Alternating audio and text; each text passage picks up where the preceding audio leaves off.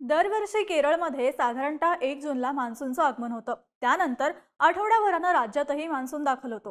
ज्यावेळी El Nino active असतो त्यावेळी साधारणतः दुष्काळाची परिस्थिती असते, पण जेव्हा ला निना ऍक्टिव्ह असतो तेव्हा जास्त पाऊस पडतो। मागच्या वर्षीही ला निनामुळे देशात जास्त पावसाची नोंद झाली होती, पण यावर्षी नेहमीपेक्षा लवकरच मान्सून दाखल झाला। मे महिन्यात मुसळधार पाऊस क्वचितच पाहायला मिळतो, तशीच काहीशी परिस्थिती यावेळी होती।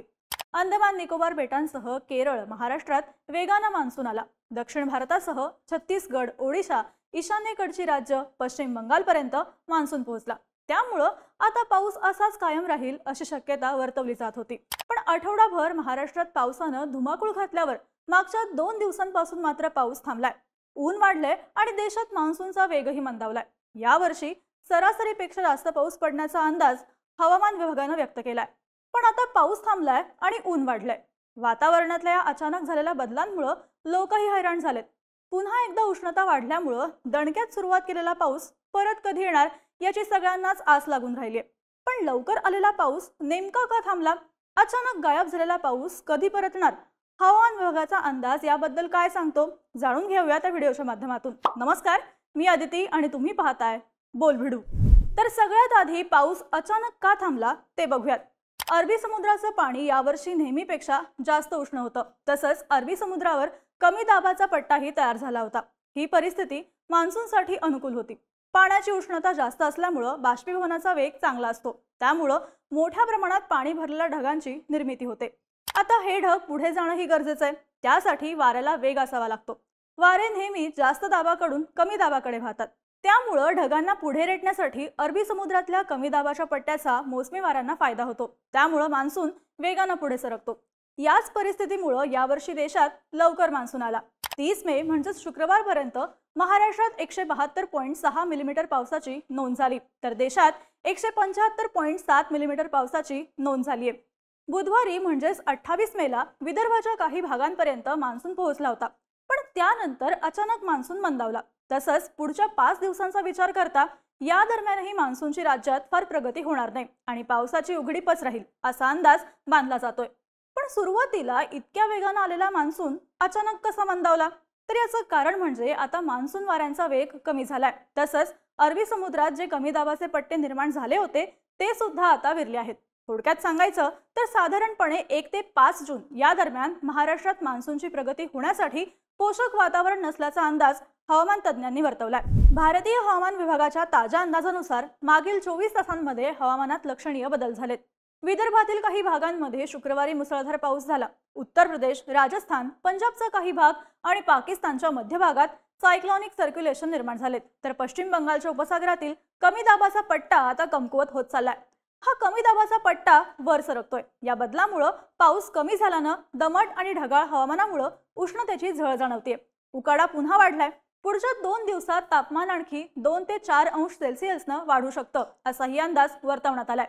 तर सुरू झालेला मान्सूनही लांबणीवर गेल्याचं सांगितलं जातंय। मग आता थांबलेला मान्सून पर्जन्य पुन्हा कधी सुरू होणार असा प्रश्नही निर्माण झालाय। येत्या काही दिवसात पावसाचा नेमका कोणता अंदाज हवामान विभागानं वर्तवलाय त्याची आता माहिती घेऊयात।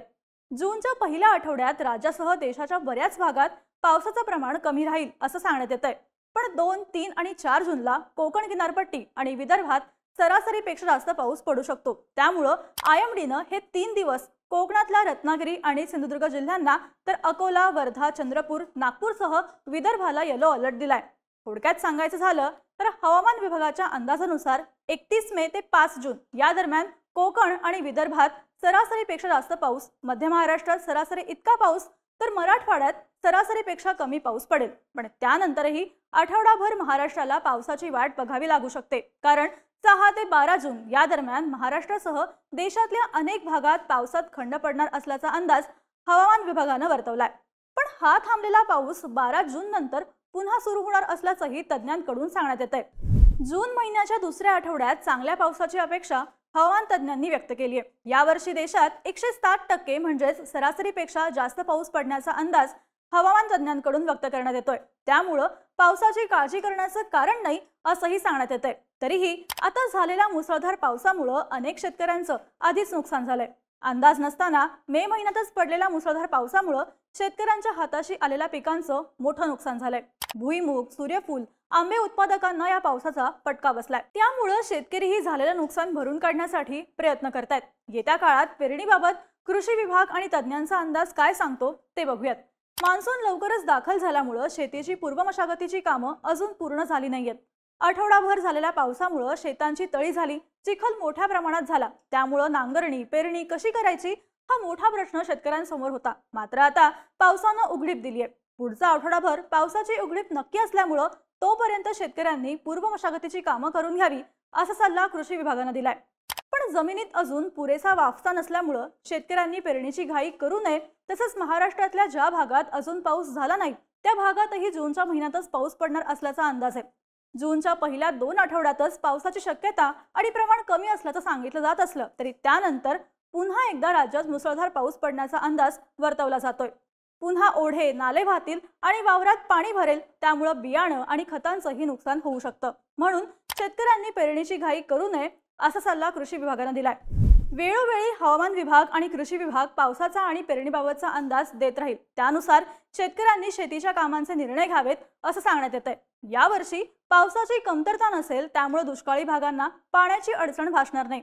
मे महिन्यात पडलेल्या पावसानंच अनेक ठिकाणची धरणं बऱ्यापैकी भरली आहेत। त्यामुळे आता जरी मान्सून अचानक थांबला असला तरी यावर्षीचा पावसाळा चांगला असल्याची शक्यता वर्तवली जाते। जूनच्या दुसऱ्या आठवड्यापासून पुन्हा एकदा चांगला पाऊस होईल असा अंदाज वर्तवण्यात येतोय। तुमच्या भागात पावसाची नेमकी काय परिस्थिती आहे हे आम्हाला कमेंट्समध्ये सांगा आणि अशाच माहितीपूर्ण व्हिडिओसाठी बोलबिडूच्या YouTube चॅनलला नक्की सबस्क्राइब करा।